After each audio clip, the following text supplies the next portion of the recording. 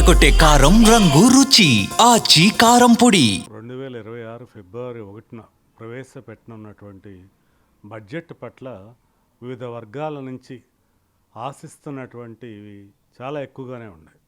మనం ఒక్కొక్క విషయాన్ని పరిశీలిస్తుంటా వెళ్తే ముందుగా విద్యారంగానికి ఇస్తున్నటువంటి కేటాయింపులు గత ప్రభుత్వాలు ఇప్పటివరకు కూడా ప్రకటించినటువంటి దానికన్నా కూడా ఈ సంవత్సరం మరింత ఎక్కువ బడ్జెట్ కేటాయించాలని చెప్పి ఆశిస్తున్నారు. నిజానికి ప్రపంచంలో అభివృద్ధి చెందినటువంటి ఆర్థిక దేశాలన్నీ కూడా విద్యకి చాలా ఎక్కువ శాతమే కేటాయింపులు జరపడం జరిగింది. ఇప్పుడు మనం కూడా ప్రపంచంలోని అభివృద్ధి చెందినటువంటి ఆర్థిక వ్యవస్థల్లో వితిన్ 5లోనే ఉంటూ ముందుకెళ్లాలనేటువంటి దీనిలో వెళ్తున్నప్పుడు విద్యారంగానికి కేటాయింపులు మరింత జరపాల్సిన అవసరం ఎంతైనా ఉంది. ఆ దిశలో ఎంతో ఎక్స్పెక్టేషన్స్ ఉన్నాయి. రెండోది ఆరోగ్యానికి కూడా కేటాయిస్తున్నటువంటి కేటాయింపులు ఎంతో పెరగాల్సిన అవసరం ఉందని చెప్పి అందరూ కూడా ఆశిస్తున్నారు. ఆరోగ్యపరంగా సామాన్యులు మధ్యతరగతి ప్రజలు కూడా ఇవాళ దేశవ్యాప్తంగా అందరికీ కూడా ఉచిత ఆరోగ్య బీమా రక్షణ కావాలని చెప్పి కోరుకుంటున్నారు. నిజానికి మనము ప్రపంచంలోని అగ్రగామి దేశాల్లో ఒక దేశంగా చెప్పుకోవాలి అంటే అన్నిటికన్నా ముఖ్యంగా కావాల్సింది ఆరోగ్యం పట్ల, అంటే ప్రతి ఒక్క భారతీయ పౌరుడికి కూడా ఉచితంగా కనీసం కొంత మొత్తం మేర ఆరోగ్య రక్షణ అనేటువంటిది ఎంతైనా అవసరం ఉంది. కాబట్టి ఆ దశగా కేటాయింపులు జరపాల్సిన అవసరం ఉంది. ముఖ్యంగా ప్రధానమైనటువంటి వ్యాధులైనటువంటి గుండె జబ్బులైనా కిడ్నీ జబ్బులైనా మరెన్నో పేదవాడు వస్తే ఒకసారి తట్టుకోలేని స్థితిలో ఉన్నప్పుడు వాటి యొక్క రక్షణ కోసం అని చెప్పి కేటాయింపులను పెంచాల్సిన అవసరం ఎంతైనా ఉంది.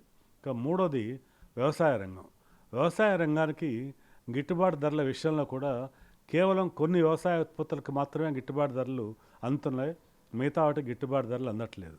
ఇవాళ దక్షిణ భారతదేశం లేకపోతే ఉత్తర భారతదేశం అని భేదం లేకుండా భారతదేశం అంతటా కూడా ఒకే విధానాన్ని అవలంబిస్తూ భారతీయ రైతులందరికీ కూడా ఆ గిట్టుబాటు ధరల ప్రయోజనాన్ని ఇంకా అందించేట్టు చూడాలని, అలాగే వ్యవసాయదారులకు కూడా సరైనటువంటి శిక్షణా కార్యక్రమాలను అందించాలి.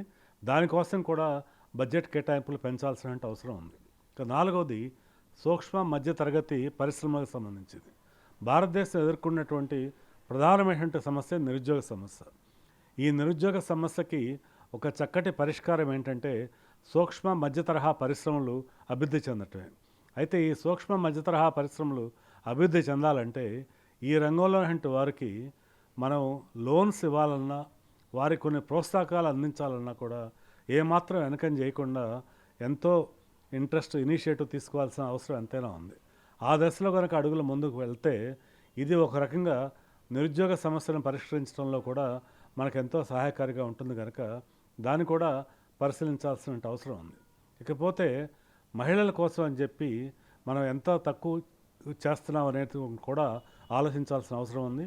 గత బడ్జెట్స్తో పోలిస్తే ఈసారి మహిళలకి ముఖ్యంగా ఒకవైపు నుంచి బంగారం వెండి ధరలు ఎంతో పెరిగిపోతుంటే మన ప్రభుత్వాలు మనం ఎప్పుడు కూడా ఎలక్షన్స్ టైంలో వాళ్ళకి ఇచ్చినటువంటి వాగ్దానాలు నెరవేర్చడంలో వెనకంజ వేయటం జరిగినాయి గతంలో కొన్ని. వాటన్నిటికన్నా కూడా ముఖ్యంగా ఈ విషయంలో మహిళల పొదుపును ప్రోత్సహించడానికి కొన్ని పథకాలను తీసుకొస్తే కూడా బాగుంటుంది. వీటితో పాటుగా మధ్యతరగతి వర్గాల వారు ముఖ్యంగా ఆదాయ పన్నుల విషయంలో ఇప్పుడు వరకే ఉన్నటువంటి 12 లక్షల స్లాబ్ని 20 లక్షలకు పెంచితే బాగుంటుందని చెప్పి ఆశిస్తున్నారు. దానికి కారణం కూడా ఇన్ఫ్లేషన్ గణాంకాలు తగ్గుతున్నట్టు పైకి కనిపిస్తున్నప్పుడు కూడా వాస్తవంగా సామాన్యులకి ధరలన్నీ కూడా పెరగటమే మనం గమనిస్తున్నాం. కాబట్టి దీన్ని కూడా దృష్టిలో ఉంచుకొని వారికి ఆదాయ పన్ను పరిమితిని పెంచవలసిన అవసరం ఉంది. అలాగే ఆరోగ్య బీమా విషయంలో న్యూ స్కీమ్లో కూడా ఆరోగ్య బీమాకు చెల్లించే మొత్తానికి డిడక్షన్స్ అందిస్తే బాగుంటుంది. వీటన్నిటితో పాటుగా దేశ రక్షణ కోసం కూడా బడ్జెట్ని కొంత పెంచవలసిన అవసరం ఉంది. కాబట్టి ప్రస్తుతం ఉన్న పరిస్థితుల్లో వీటన్నిటినీ బ్యాలెన్స్ చేస్తూ మనం బడ్జెట్ ఉండాల్సిన అవసరం ఉంది. మరి ఇలా బ్యాలెన్సింగ్ చేస్తూ బడ్జెట్ ఉండాలంటే పన్ను ఎగవేతదారుల పట్ల కఠినంగా ఉంటూ పన్ను ఎగవేతదారులు ఏదైనా దేశం వదిలి పారిపోయే ప్రమాదాలు ఉంటే వాళ్ళపైన చర్యలు తీసుకుని వారి నుంచి రావాల్సిన పనులను వసూలు చేస్తూ మనకి సామాన్యుడికి మాత్రం మేలు చేకూర్చే విధంగా ఈ బడ్జెట్ ఉండాలని చెప్పి సగటు భారతీయులందరూ కూడా ఆశిస్తున్నారు. ఈ ఆశ తగ్గట్టుగానే మన ఫిబ్రవరి 1న ప్రకటించబోతున్నటువంటి బడ్జెట్ వారి ఆశలు తగ్గట్టుగా ఉంటుందని ఆశిద్దాం.